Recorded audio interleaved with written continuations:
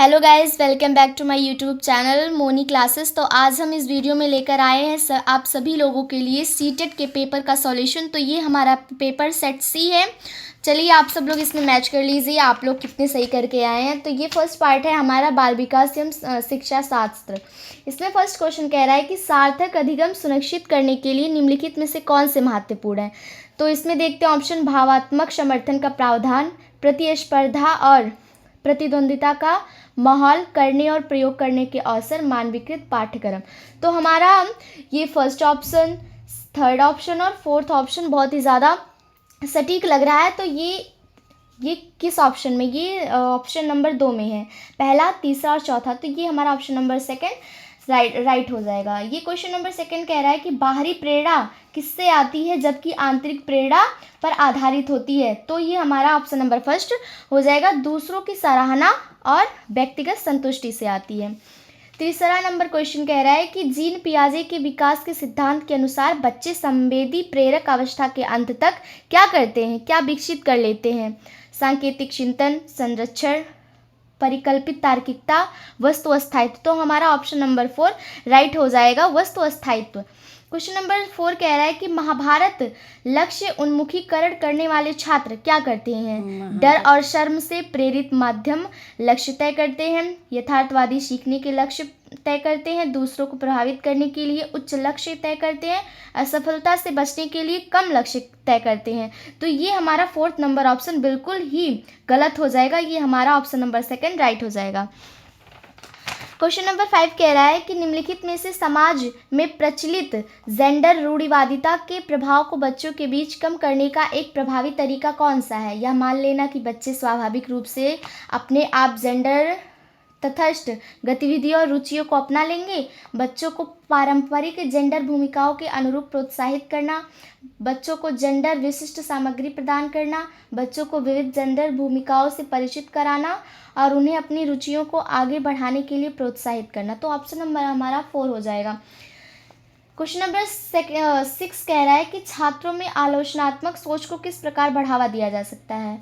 छात्रों को रटने का पूर्वाभ्यास करने के लिए प्रोत्साहित करके, क्या, क्यों, कैसे जैसे उत्साहवर्धक प्रश्न पूछकर, अधिसंज्ञान को हतोत्साहित कर सहयोग को हतोत्साहित करके। तो हमारा ऑप्शन नंबर सेकंड बिल्कुल राइट हो जाएगा। हमें बच्चे जब पढ़ते हैं तो उन्हें कोई भी क्वेश्चन होता है तो हमें उन्हें बताना चाहिए कि यह कैसे हुआ, क्यों हुआ और ये क्या है, जिससे उनमें रुचि आती है इससे और अधिक जानकारी लेने के लिए। तो हमारा 6 क्वेश्चन का ऑप्शन नंबर सेकंड बिल्कुल राइट हो जाएगा। क्वेश्चन नंबर 7 कह रहा है कि क्या आपके माता पिता की अनुपस्थिति में फ्रीजर से चॉकलेट चोरी करना ठीक है? इस सवाल के जवाब में 4 वर्ष की मीरा ने जवाब दिया, ऐसा करना गलत होगा क्योंकि ऐसा करने से मुझे माता पिता से सज़ा मिल सकती है। मीरा का नैतिक तर्क लॉरेंस कोलबर्ग ने नैतिक विकास के सिद्धांत की किस अवस्था को दर्शाता है? तो इसमें हमारा ऑप्शन नंबर औपचारिक, परंपरागत, पूर्व परंपरागत, ये हमारा ऑप्शन नंबर फर्स्ट बिल्कुल राइट हो जाएगा। क्वेश्चन नंबर 8 कह रहा है कि लेव वाइजोत्स्की के अनुसार आंतरिक वाक क्या है? जन्म से लेकर 3 वर्ष की उम्र तक होती है, तर्क करने और विचारों को व्यवस्थित करने में मदद करती है, बच्चों के संज्ञानात्मक विकास में बाधा डालती है, बच्चों में संज्ञानात्मक अपरिपक्वता का एक लक्षण है। तो ये हमारा ऑप्शन नंबर बिल्कुल राइट हो जाएगा, सेकंड, तर्क करने और विचारों को व्यवस्थित करने में मदद करती है। क्वेश्चन नंबर 9 कह रहा है कि विकास का शीर्षगामी सिद्धांत विकास किस बारे में बात करता है? तो ये हमारा ऑप्शन नंबर फर्स्ट बिल्कुल राइट हो जाएगा, व्यवस्थित क्रम के बारे में बात करता है। क्वेश्चन नंबर 10 कह रहा है कि किसकी अवधि और किस क्षेत्र या विकास के उस समय को संदर्भित करता है या करते हैं जब कोई व्यक्ति एक नया कौशल या क्षमता प्रदान करने के लिए सबसे ज़्यादा तैयार होता है और बाद में जीवन में इसके नुकसान की भरपाई करना मुश्किल होता है। तो हमारा ऑप्शन नंबर 4 बिल्कुल राइट हो जाएगा, संवेदनशील अवधि। क्वेश्चन नंबर 11 कह रहा है कि निम्नलिखित कथन में विकास के किस क्षेत्र को दर्शाया गया है? शैशवावस्था और प्रारंभिक बचपन के दौरान हाथ और पैरों की तुलना में टांग और बाह तेजी से बढ़ते रहते हैं। तो ये हमारा सेकंड नंबर ऑप्शन बिल्कुल राइट हो जाएगा, समीप रुदाभिन्न मुख सिद्धांत। क्वेश्चन नंबर 12 कह रहा है कि निम्न में से कौन प्राथमिक कक्षाओं में छात्रों के लिए प्रामाणिक शिक्षण कार्यों के उदाहरण हैं? अवधारणा को दैनिक जीवन में लागू करना। हमारा ऑप्शन नंबर 4 बिल्कुल राइट हो जाएगा। क्वेश्चन नंबर 13 कह रहा है कि निम्नलिखित में से कौन से कौशल का प्रयोग पारस्परिक शिक्षण की प्रक्रिया में सक्रिय रूप से नहीं किया जाता है? रटना। ये बिल्कुल हमारा मतलब अगर अपने नैतिक जीवन में देखें तो ये बहुत ही गलत है, लेकिन इस ऑप्शन में बिल्कुल राइट आंसर है। 14 नंबर क्वेश्चन कह रहा है कि समावेशी कक्षाओं में पाठ्यक्रम क्या होना चाहिए और निर्देश क्या होने चाहिए? मानवीकृत विभेदित, मानवीकृत एक समान, लचीला विभेदित, लचीला एक समान। तो हमारा ऑप्शन नंबर 2 बिल्कुल राइट हो जाएगा, लचीला और विभेदित। क्वेश्चन नंबर 15 कह रहा है कि दूसरों के साथ संवाद न करने के इरादे से खुद से जोर से बात करना बचपन में सामान्य और प्राकृतिक है, असामान्य और अप्राकृतिक है, असामान्य लेकिन प्राकृतिक है, अप्राकृतिक लेकिन असामान्य नहीं है। ये हमारा ऑप्शन नंबर 1 बिल्कुल राइट हो जाएगा। ये चीज़ें सामान्य होती हैं और प्राकृतिक हैं। जैसे कोई बच्चा हो गया, उसके साथ कोई खेलने वाला नहीं है, तो वो खुद से ही कोई चीज़ें या कोई खिलौना खेल रहा है तो वो खुद से ही डिस्कस करता है कि हाँ, मैं मान लो कि मैंने उसे समझ लिया कुछ और मैं हूँ, उसने मुझे कुछ बोला तो मैं उसका आंसर दे रहा हूँ। ऐसे वो खुद से ही कंजर्वेशन करते रहते हैं। क्वेश्चन नंबर 16 कह रहा है कि अधिकथन एक, सीखना हमेशा एक सामाजिक संदर्भ में स्थित होता है और कारण क्या है? जो सीखा जाता है उसे सीखने और उपयोग करने के तरीके से अलग नहीं किया जा सकता। तो इसमें कह रहा है कि ए और आर दोनों गलत हैं, ऐसा तो हो ही नहीं सकता है। ऑप्शन नंबर 2 है ए और आर दोनों सही हैं और ए की आर सही व्याख्या करता है। ये तो ऑप्शन नंबर 2 हमारा बिल्कुल राइट हो जाएगा। क्वेश्चन नंबर 17 कह रहा है कि प्राथमिक कक्षाओं के छात्रों की भ्रांतियों और सहज अनुमान को क्या करना चाहिए?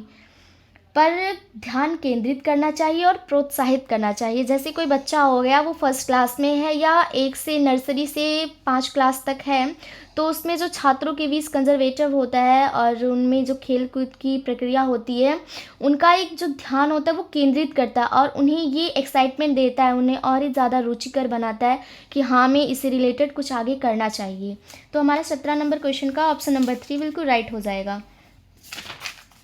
क्वेश्चन नंबर 18 कह रहा है कि बच्चों के विकास के बारे में निम्नलिखित में से कौन सा कथन बिल्कुल सही है? कह रहा है कि विकास बहुआयामी और बहुदिशात्मक होता है। कोई ऑप्शन नंबर 2 है विकास वृद्धि का पर्याय है, विकास एक सरल और एकात्मक प्रक्रिया है, विकास बिना किसी पैटर्न के अनियमित तौर पर प्रकट होता है। तो ऑप्शन नंबर हमारा 1 बिल्कुल राइट हो जाएगा। क्वेश्चन नंबर 19 कह रहा है कि निम्नलिखित में से कौन सा एक ऐसे प्रश्न का उदाहरण है जिसमें छात्रों को रचनात्मक समाधान खोज करने की आवश्यकता होती है? आप किसी व्यक्ति के बजाय किसी वस्तु के परिक्षेप्य से दिए गए पाठ को फिर से कैसे लिखेंगे? संज्ञा की परिभाषा क्या है? आप वाक्य में कर्ता की पहचान कैसे करते हैं? संज्ञा के विभिन्न प्रकार क्या हैं? तो हमारा ऑप्शन नंबर ए बिल्कुल राइट हो जाएगा। क्वेश्चन नंबर 20 कह रहा है कि ध्यान न्यूनता अतिक्रियाशीलता विकास की विशेषता है। विलंबित गति और भाषा कौशल, उच्च स्तर का अवसाद और मिजाज में उतार चढ़ाव, आवेग पैटर्न का लगातार सिलसिला, प्रतिबंधित और दोहरावदार पैटर्न, व्यवहार पैटर्न। तो हमारा ऑप्शन नंबर 3 बिल्कुल राइट हो जाएगा, आवेश पैटर्न का लगातार सिलसिला। क्वेश्चन नंबर 21 कह रहा है कि अधिकथन एक है जिसके द्वारा यह बताया गया है कि बच्चों में रचनात्मकता को पोषित करने के लिए उनके चिंतन और मनन करने के लिए व्यावहारिक समस्याओं और मुद्दों को प्रस्तुत करने की आवश्यकता है। इसका कारण क्या कह रहा है कि रचनात्मक बच्चों में कुछ नया खोजने की क्षमता होती है और उन्हें बौद्धिक उत्तेजना की आवश्यकता होती है। तो इसका ऑप्शन नंबर हमारा 2 बिल्कुल राइट हो जाएगा। ए और आर दोनों सही हैं और ए आर की सही व्याख्या करता है। क्वेश्चन नंबर 22 कह रहा है कि निम्नलिखित में से कौन प्रभावी समस्या समाधान की प्रक्रिया में बाधा डालता है? सादृश्य सोच, अनुक्रिया समुच्चय, अवधारणा मानचित्रण, बुद्धि उत्तेजक। तो हमारा ये ऑप्शन नंबर 2 बिल्कुल राइट हो जाएगा, अनुक्रिया समुच्चय। क्वेश्चन नंबर 23 कह रहा है कि रचनात्मक मूल्यांकन मानता है कि मूल्यांकन की प्रक्रिया में शिक्षार्थियों को भी शामिल किया जाना चाहिए। तो ये हमारा ऑप्शन नंबर ए बिल्कुल राइट हो जाएगा। क्वेश्चन नंबर 24 कह रहा है कि अधिकथन 1 के द्वारा यह बताया गया है कि एक प्रभावी शिक्षा शास्त्रीय रणनीति यह है कि बच्चों को नई जानकारी को जो वे पहले से जानते हैं के साथ जोड़ने के लिए कहा जाए। कारण आर्य क्या कह रहा है, समानताओं और विभिन्नताओं की पहचान से बच्चों को जानकारी संगठित करने में मदद मिल सकती है, जो उन्हें सोचने के साथ साथ बेहतर याद रखने में भी मदद करता है। तो ऑप्शन नंबर ए है कि आर और ए दोनों गलत हैं, तो ऐसा हो नहीं सकता है। अधिकथन ए बिल्कुल सही है। जैसे कोई बच्चा कोई चीज़ जानता है और आप उसके बारे में उसे और डीपली जाकर समझाएंगे और उससे मतलब नए क्वेश्चन आप उसे बताएंगे, तो वो आपके साथ साथ कुछ और भी बातें वो बोलता है कि हाँ मैम सर हमें ये पता है। तो ये ऑप्शन नंबर ये अधिकथन ये बिल्कुल राइट हो जाएगा। तो ऑप्शन नंबर सेकंड भी बिल्कुल ही सही है। ए और आर दोनों सही हैं और ए आर की सही व्याख्या करता है। क्वेश्चन नंबर 25 कह रहा है कि अधिकथन एक के द्वारा यह बताया गया कि गढ़ी वर्तनी लेखन के मुक्त अन्वेषण शिक्षणों को शिक्षार्थी स्तरों के प्रमाणिक मूल्यांकन के अवसर प्रदान करते हैं। कारण ए क्या दिया गया है, कक्षा में भाषाई विविधता को देखते हुए भाषा का मूल्यांकन गतिशील होना चाहिए। तो ऑप्शन नंबर ए सेकंड बिल्कुल राइट हो जाएगा। ए और आर दोनों सही है और ए आर की सही व्याख्या करता है। क्वेश्चन नंबर 26 है कि वाइगोत्स्की के अनुसार सिद्धांत के अनुसार समीपस्थ विकास का क्षेत्र क्या है। तो ये तो बहुत ही ज़्यादा इजी आप सभी को पता होगा। Question number answer option number third हो जाएगा, कौशल या ज्ञान का स्तर जो एक छात्र मदद से महारत हासिल करने में सक्षम है। क्वेश्चन नंबर 27 कह रहा है कि अधिकथन ए शिक्षकों को पाठ के रूप में बच्चों को ढेर सारे संकेत और आलंबन उपलब्ध कराने चाहिए। इसका कारण क्या है कि जीन पियाजे ने इस बात पर जोर दिया कि अधिक जानकार लोग सामाजिक अंतःक्रिया के माध्यम से बच्चों के संज्ञानात्मक कौशल को आगे बढ़ाने में महत्वपूर्ण भूमिका निभाते हैं। तो इसका ऑप्शन नंबर हो जाएगा 4। ए कारण बिल्कुल सही है और आर बिल्कुल ही गलत है। क्वेश्चन नंबर 28 क्या है, पियाजे के अनुसार निम्नलिखित में से कौन सा समायोजन का उदाहरण है। तो ये ऑप्शन नंबर थर्ड बिल्कुल राइट हो जाए। एक बच्चा महसूस करता है कि कुत्ता और बिल्ली दोनों जानवर हैं, ये तो बिल्कुल सही है। क्वेश्चन नंबर 29 कह रहा है कि स्वलीन क्रम विकार से जूझ रहे बच्चों को पढ़ाने के लिए निम्नलिखित में से कौन सी एक प्रभावी रणनीति है। तो ऑप्शन नंबर 4 बिल्कुल राइट है, अनुमानित दिनचर्या बनाए रखना। क्वेश्चन नंबर 30 कह रहा है कि निम्नलिखित में से किसमें व्यक्ति के हाथ और आंख के तालमेल, संतुलन और शारीरिक निपुणता की क्षमता प्रभावित होती है। तो ये ऑप्शन नंबर फर्स्ट हो जाएगा, गति सामान्य व वैकल्य। तो